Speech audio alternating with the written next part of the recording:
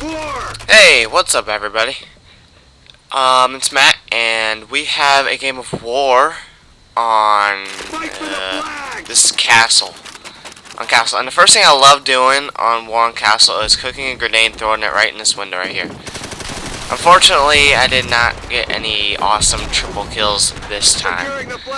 But I'm able to get these two idiots that aren't paying any attention whatsoever. Yeah, okay, so here's what I wanted to talk about this game. I wanted to talk about just like kind of the things that made World at War fail. Because World at War is definitely seen, kind of like Modern Warfare 2 is getting noticed now. They're both seen as the games that frustrate people and just aren't balanced and things like that. And no, they're right. That's true. This game definitely isn't balanced whatsoever. But I actually think that's part of the reason why I've gotten back into the game, because sniping is actually a big challenge in this game. I mean, well, at least hitting people is.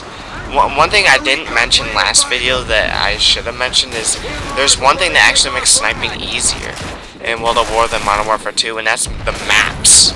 The maps allow for you to move around much easier, and you can move around much more safely than you can in Modern Warfare 2.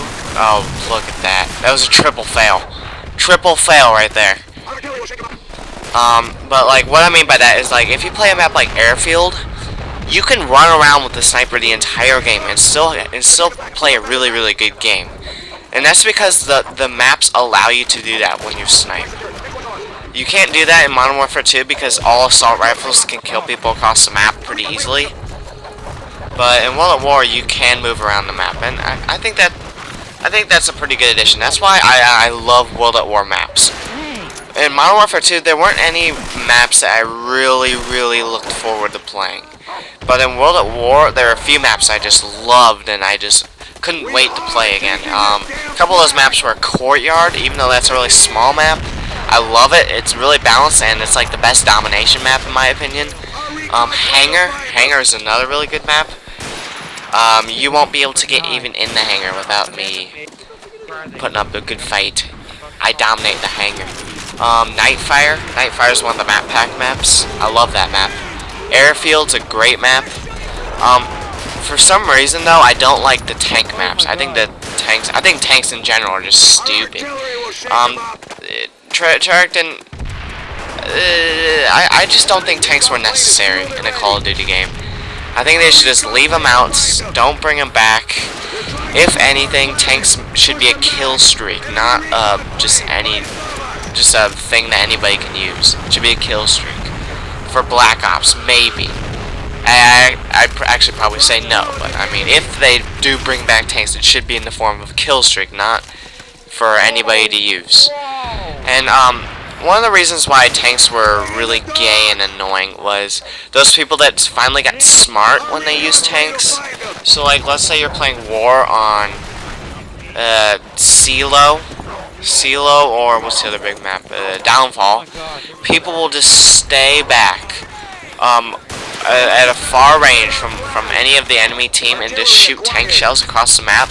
And because your tank shells are like mini bombs instead of normal tank shells, and because tank shells defy gravity, so they don't drop like normal tank shells do, it's really easy to get up a good kill streak just sitting back far behind the front lines.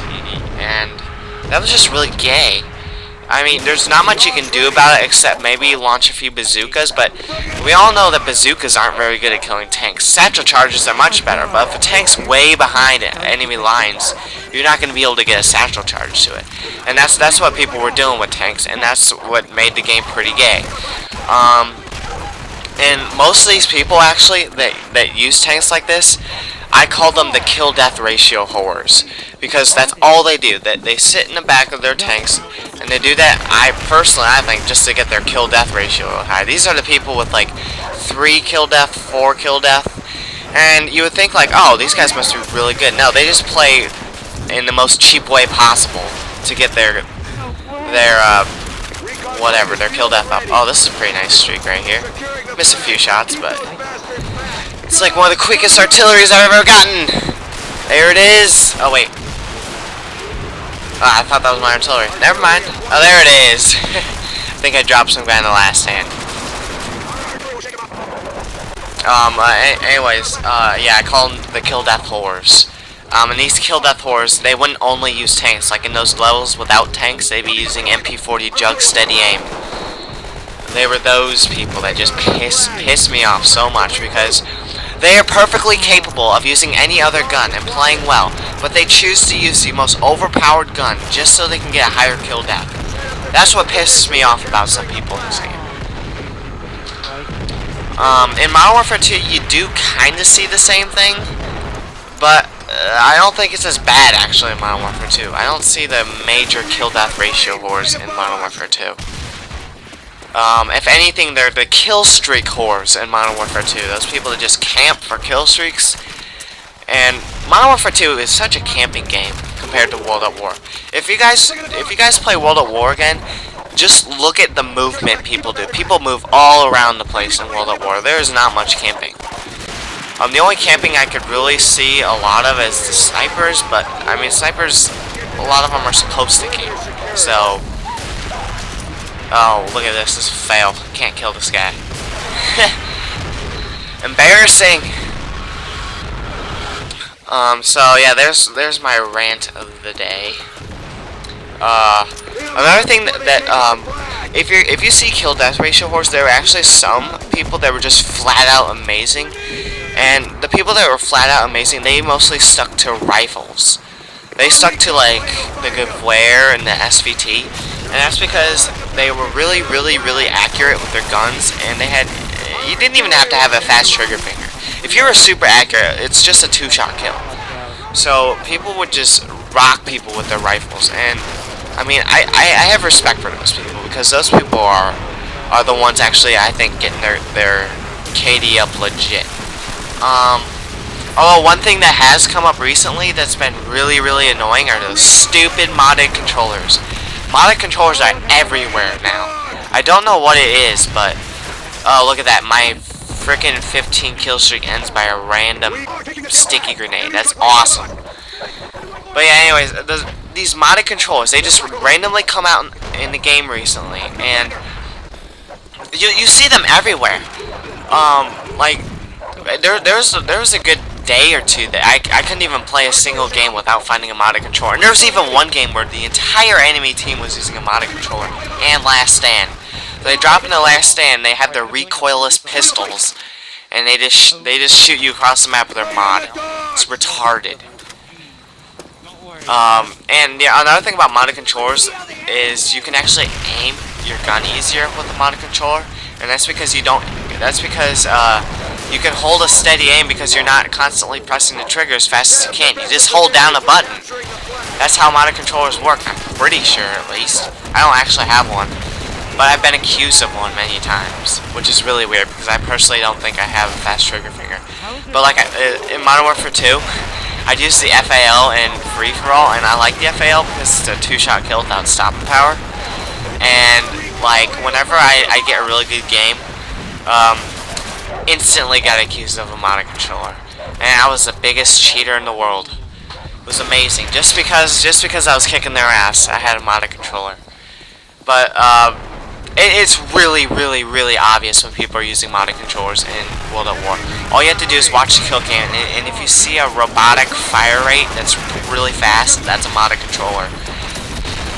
And many people have been using them, and it's really annoying. It really is annoying. Especially those people that charge you and just spray from the hip with their modded controller. It's like an overpowered MP40 at that rate. And it's really frustrating to work with. Oh, look at this guy. He gets a triple sticky grenade on us. That's awesome. He did it by sticking me. Oh my god. That's awesome. Oh man. Yeah, I forgot to talk about my crazy streak earlier where I picked up a double-barrel shotgun and just started working with it until I died from that sticky grenade. But that was pretty awesome. The kill death ratio in this game wasn't near as good as my last war game, but I like this one. I do believe we're in overtime right here. I forgot to even mention this. Oh, by the way, I was using Tossback, the perk Tossback. That's like my favorite perk. It's just that I can't teach myself how to use it. You always run away from frags instead of picking them up, and it's really annoying. But anyways, thanks for watching, everybody. And rate, comment, and subscribe.